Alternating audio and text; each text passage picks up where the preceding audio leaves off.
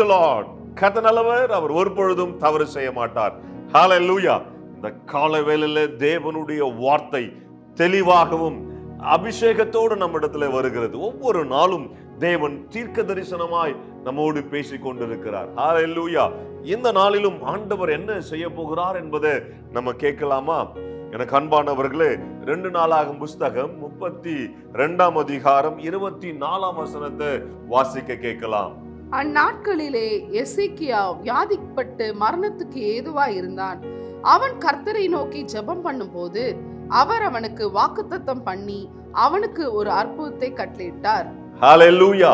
எனக்கு அன்பான தேவ பிள்ளைகளே, எசேக்கியா வியாதிப்பட்டு மரணத்துக்கு ஏதுவா இருக்கிறான்.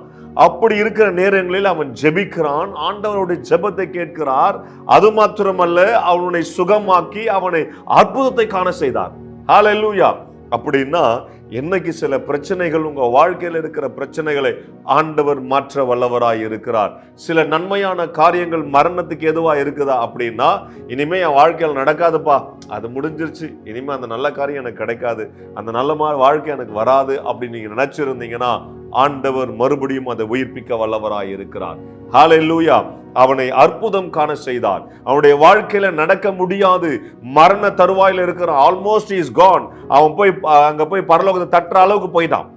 ஆனாலும் கர்த்தர் அவனுடைய ஆயுசு நாட்களை கூட்டி கொடுத்து, எனக்கு அன்பான தேவ பிள்ளைகளை, ஒரு அற்புதத்தை செய்தார் அல்லவா?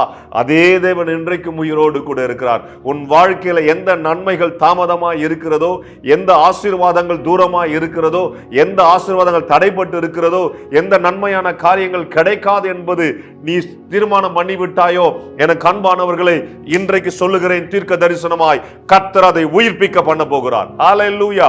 அவருடைய அற்புதம் இன்றி உன் வாழ்க்கையில நடைபெற பொழுது, ஹalleluya, உன்னுடைய வாழ்க்கையில ஆண்டவர் அந்த நன்மையான காரியத்தை செய்ய போகிறார். நீ எதிர்பார்த்திருக்கிற முடிவு, நீ எதிர்பார்க்கிற காரியங்கள் ஆண்டவர் செய்ய போகிறார்.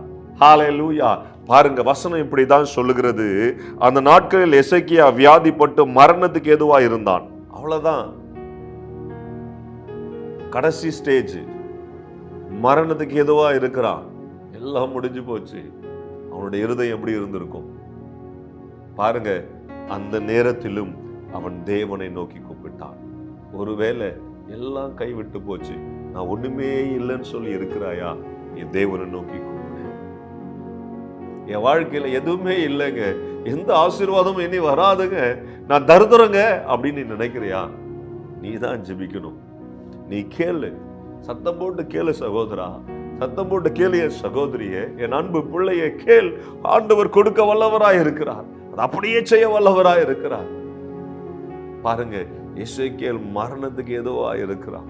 அந்த நெருக்கத்துல, அந்த வேதனையில, அந்த துன்பத்துல மரண பயமான ஒரு பக்கம் இழுத்து கொண்டு இருக்கும்.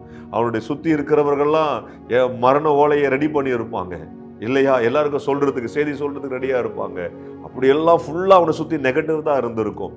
அந்த நெகட்டிவான சூழ்நிலையிலும் அவன் தேவனை நோக்கி கூப்பிட்டான். ஹல்லேலூயா.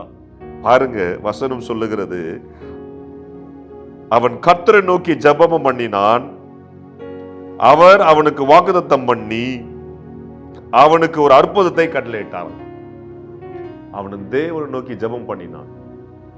அவன் ஜெபத்தை ஆண்டவர் கேட்டார். அவனுக்கு ஒரு வாக்குத்தத்தம் பண்ணார். என்ன வாக்குத்தத்தம்?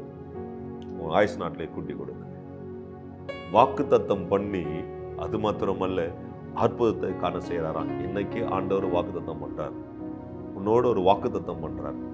ஹல்லேலூயா. இன்றைக்கு ஆண்டவர் ஒரு வாக்குத்தத்தம் பண்ணுகிறார். என்ன வாக்குத்தத்தம்? நீ என்னிடத்துல தைரியமாயிரு, என்னை விசுவாசி, நான் ஒரு அற்புதத்தை உன் வாழ்க்கையில செய்வேன். ஹல்லேலூயா. கட்டளை என்பது ஆண்டவர் சொல்றாரு, நம்ம செய்யணும், அது கட்டளை.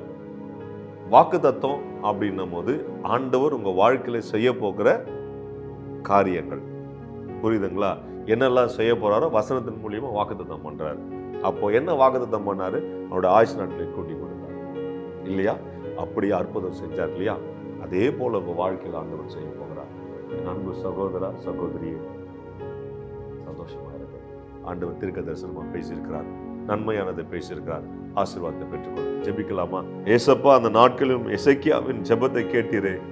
மரண தருவாயில் இருக்கிறவன் உம்மை நோக்கி கூப்பிடும் பொழுது, கடைசி தருணத்துல உம்மை நோக்கி கூப்பிடும் பொழுது நீர் அவனுடைய ஜெபத்தை கேட்டு அவருடைய ஆயுஷ் நாட்களை கூட்டி கொடுத்து ஒரு அற்புதத்தை செய்தீரே, அதே வண்ணமாய் அன்பு பிள்ளைகள் தங்களுடைய ஆசீர்வாதத்துக்காக, தங்களுடைய சுகத்துக்காக, தங்களுடைய நன்மையான காரியங்களுக்காக அப்பா கடைசியா அவங்களுடைய சமூகத்தில் வந்து நிற்கிறார்கள்.